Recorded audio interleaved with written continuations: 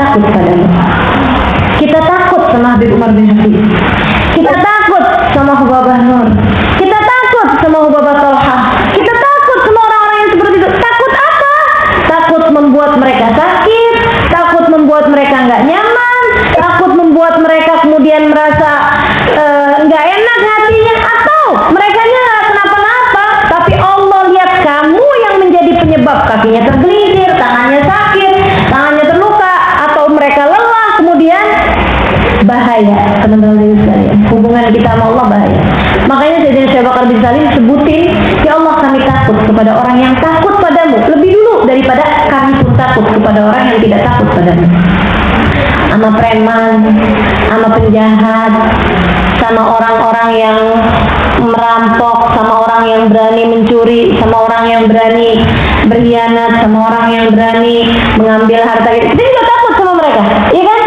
Kita kan seringkali nih takutnya kita sama perampok lebih takut kita daripada sama para wali-walinya Allah Subhanahu wa taala. Padahal seharusnya takut kita kepada para wali-walinya Allah, orang-orang yang tercinta di sisi Allah lebih besar lagi. Karena ketika kita menyakiti mereka, ketika kita berbuat sesuatu yang salah kepada mereka, yang murka adalah Allah Subhanahu wa taala. Dan itu teman-teman sekalian yang saya muliakan, berhati-hati kita sama mereka-mereka ini, karena mereka nggak pernah komplain. Saudara sekalian, itu lebih berbahaya. Waktu saya dampingin beliau di Kuningan, beliau disalamin. Beliau nggak apa-apa, salaman. Semua orang kan sama orang-orang kayak begitu tuh kan, minta perutnya dipegang, minta kepalanya dipegang, minta dadanya dipegang, minta ya Allah. Bawa air kadang nggak satu, bawa airnya kadang berapa bro? Ini buat anak saya, ini buat ibu saya, ini buat ini saya. Ya ampun, ya Allah. Saya sedih kalau melihat yang kayak begituan. Saya selalu sampaikan kepada teman-teman, kita tuh caranya nggak kayak gitu sama para wali-walinya Allah. Kamu urusannya mah hati, teman-teman sekalian. Ketika beliau berdoa, angkat tangan, angkat airmu, angkat airmu, beliau berdoa, kalian diniatin air-airnya gitu ya. Itu teman-teman sekalian jauh lebih baik daripada kamu besok-besok kamu, ayo bapak tiupin bapak, minum bapak. Oh ya ampun. Adab di atas semuanya, teman-teman. Al-madad ala gadri adab, kata Habib Umar bin Habib. Madad yang Allah berikan kepadamu sesuai dengan adabmu kepada mereka, sesuai dengan adabmu kepada mereka. Itu orang salamin ini apa, ubahnya iya aja, semuanya dikerjain. Minta dipegangin perutnya, pegangin. Minta pegangin dadanya, pegangin. Minta lagi dipegangin orang nih, tangannya ditarik. Ubah anak saya, ubah ini. Allah, ampun. Saya ngeliatin aja, dan itu ubahnya. Masya Allah. Panutan, teman-teman sekalian. Panutan, teladan, teman-teman sekalian. Nggak ada yang hilang dari bibirnya, dari senyuman. Nggak ada yang kelihatan mengerjit matanya, gitu ya. Kalau saya masih nunjukin. Kamu pikir saya?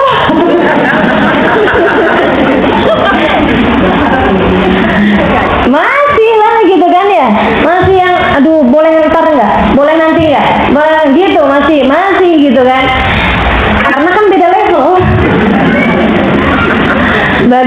ya. Jadi sama saya emang nggak usah terlalu takut. Belum masuk yang mimmannya kaku mingka tadi ini, teman-teman sekalian. Ini beliau ini nggak ada komplain, ya aja gitu. Semuanya udah. Saya ngelihatnya ini setengah jam nggak kelar juga nih. Gantian orang terus sejak masuk gitu kan. Sampai saya bilang bu udahan, enggak juga gitu. Akhirnya sampai hampir 1 jam nggak kelar juga nih, orang-orang yang salaman ganti-gantian masuk kamar gitu ya. Akhirnya dah mohon maaf semuanya. Tolong berdiri semuanya, tinggalkan keluar lagi. Mohon maaf. Dah nggak pakai deh. Begitu keluar semuanya, saya tutup pintunya.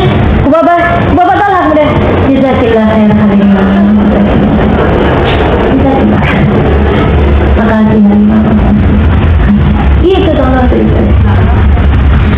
Menurutmu doa Hubabah kepada orang-orang itu dengan doa Hubabah jazakillah khair, semoga Allah membalas semua lima dengan kebaikan. Karena saya ngusir mereka, menurutmu teman-teman sekalian, mana yang lebih besar dapat doanya Hubabah?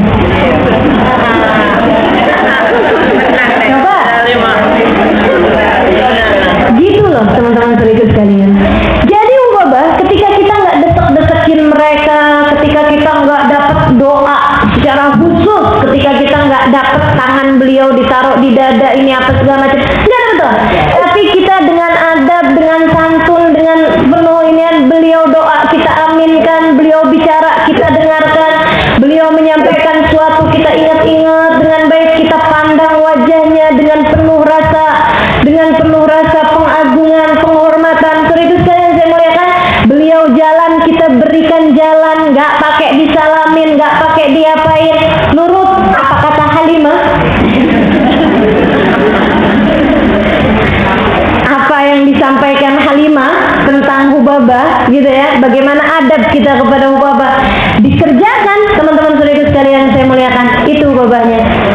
Jazakumullah khair. Gitu. Dan itu jauh lebih baik daripada saat tangan beliau pegang dada kamu, saat tangan beliau pegang kepala kamu, tapi dengan perasaan hati beliau, ya ampun nih kapan selesainya sih, sampai kemana-mana gitu. Hati-hati teman-teman sekalian, adab di atas semuanya, adab di atas semuanya, akhlak kita di atas semuanya. Emang kalau kayak gitu-gitu tuh ya, urusannya kayak yang gini loh. Tapi kan kayak nggak keren gitu ya, kalau dapat salaman, dapat tangannya ditaruh di dada, rasanya kan kita bisa cerita gitu ya. Nah itu hawa nafsumu masuk di situ, hawa nafsu masuk di situ. Belum tentu berkahnya dapat meskipun hawa nafsumu terpuaskan. Apalagi kalau beliau ada perasaan gak enak dalam hatinya. Wah, teman-teman sekalian, itu yang bahaya, itu yang bahaya. Allah kasih, tenang aja, Allah kasih. Bahkan saat memandang wajah mereka, hatimu berniat, Allah kasih, teman-teman sekalian, Allah kasih. Yuk kita belajar untuk berkata kepada mereka semuanya ucapan yang sama yang diucapkan para sahabat kepada Nabi Muhammad. Sami'na. Mencintai berarti berkhidmah, mencintai berarti melayani, mencintai berarti memudahkan perjalanan mereka, mencintai berarti memudahkan dakwah mereka, mencintai berarti membuat kenyamanan dan membuat perasaan yang menyenangkan bagi hati mereka. Kayak gitu teman-teman sekalian, kayak gitu teman-teman sekalian. Saya kalau Habib Umar bin Hafid datang misalnya ke sini, kalau misal saya itu diberi, maksudnya kayak suami saya selalu aja tanya gitu, mau nggak bicara sama Habib Umar, mau nggak kamu ketemu secara khusus sama Habib Umar. Hampir selalu setiap kali Habib Umar datang saya ditanya, dan suami saya udah tahu jawaban saya. Saya bilang nggak usah, cukup bagi saya memandang beliau dari kejauhan, berdoa bersama dengan yang berdoa, memandang dengan penuh cinta kepada para guru-guru kita, sambil mendoakan, ya Allah sehatkan, ya Allah mudahkan, ya Allah panjangkan umurnya. Teman-teman sekalian, saya melihat Habib Umar bin Hafid, saya doa, ya Allah panjangin umurnya, karena kita nggak ngerti caranya hidup tanpa mereka. Betul? Betul? Teman-teman sekalian, ngerti nggak caranya hidup tanpa bimbingan dari mereka itu? Saya nggak ngerti. Mesti ngapain gitu? Andai tidak karena pelajaran-pelajaran yang mereka berikan, saya nggak ngerti caranya. Bagaimana mencintai Allah, bagaimana mencintai Rasulnya, bagaimana berbuat di atas muka bumi ini, nggak paham, nggak ngerti kita. Laulal ulama, andai tidak karena ulama, laulal murabbi ma'arafna rabbi, katanya para ulama-ulama kita. Andai tidak karena murabbi, tidak karena guru-guru kita, ma'arafna rabbi, kita nggak kenal siapa Allah Subhanahu wa taala, Tuhan kita. Maka betapa sangat susahnya kita hidup tanpa mereka. Teman-teman saudara sekalian, nggak usah mereka bagi saya. Teman-teman bayangin kalau saya meninggal dunia, coba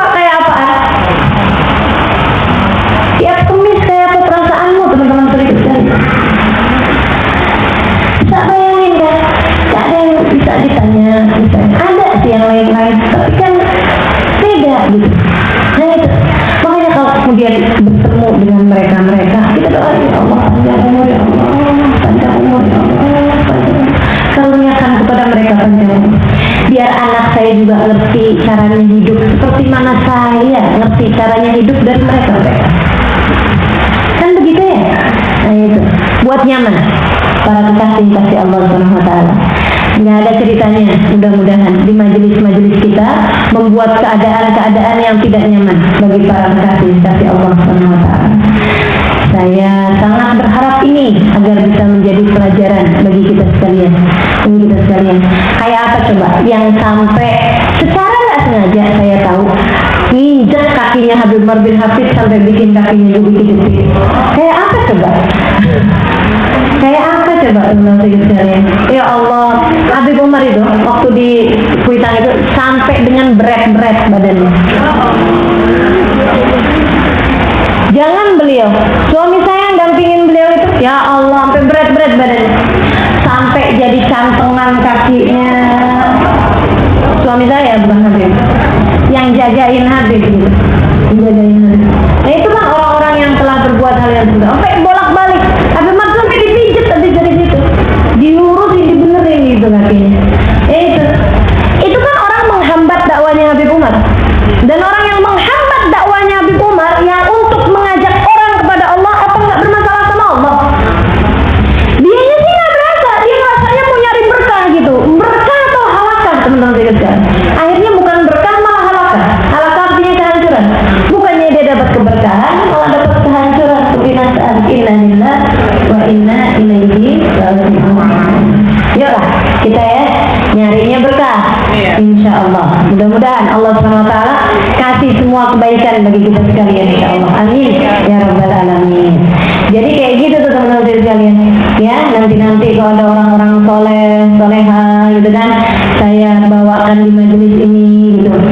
Teman sekalian mesti ngerti adabnya, mesti paham adab. Kalau saya bilang jangan salaman, ikutin gitu. Jangan kemudian bilang, Ustaz Halimah lebay, babahnya aja nggak apa-apa kok mau disalamin. Iya iyalah. Ini loh, sampai saya kira ini orang nggak paham apa gimana ya. Babahnya mau kok disalamin. Terus maksud kamu, babahnya kamu salamin terus babahnya bilang, jangan. Nggak mungkin lah, nggak mungkin. Tapi kalau kamu kemudian salaman, yang lain pada ngikutin, akhirnya babahnya kan jadi capek. Akhirnya babahnya kan jadi sakit. Akhirnya babahnya jadi lelah. Waktu yang seharusnya beliau pakai buat mengajar, yang seharusnya beliau pakai buat berdoa, buat lebih banyak orang, terhalang karena kamu mengambil waktu. Kan gitu tuh, gitu ya. Jadi yang pinter, mikirnya yang pinter, insya Allah. Ini ya, jadi salah satu pelajaran yang saya dapati adalah bahwa mereka tuh nggak pernah komplain, teman-teman sekalian, nggak pernah komplain, karena memang nabinya ngajarin yang seperti itu. Saya ingat tahun kemarin Habib Umar tuh dari satu majelis, Habib Umar keluar kamar mandi, lama nggak balik-balik. Akhirnya kemudian teman-teman sekalian ini ngenes banget. Saya sampai sedih kenapa orang Indonesia seperti itu berbuat kepada para ulama-ulama. Habib nggak balik-balik gitu. Akhirnya disantrin sama ada satu dua orang muridnya. Ternyata menurut saya Habib Umar bin Hafid tidur di depan kamar mandi beralaskan surban beliau. Kata Habib Umar bin Hafid, saya mengantuk, boleh ya saya tidur di sini barang 5-10 menit. Ini kan ya Allah sedih benar gitu. Kita umat model apa kalau bahkan tidak memberikan waktu istirahat yang cukup untuk para ulama-ulama kita. Teman-teman sekalian, bikin jadwalnya terlalu padat sampai malam-malam. Habis malam-malam pun yang mau diskusi, yang mau ini, yang mau itu, habis ya. Habis itu jam 1 baru beliau kembali ke kamarnya. Ini yang hadir, yang ngajak diskusi, begitu jam 1 pulang ke kamar mereka, pulang di rumah mereka, tidur. Habib Umar, enggak gitu. Ada Quran yang harus mereka baca, ada zikir yang harus mereka baca, ada wirid yang harus mereka baca. Teman-teman saudariku sekalian saya muliakan, ada bacaan-bacaan yang harus mereka baca. Dan mereka nggak akan meninggalkan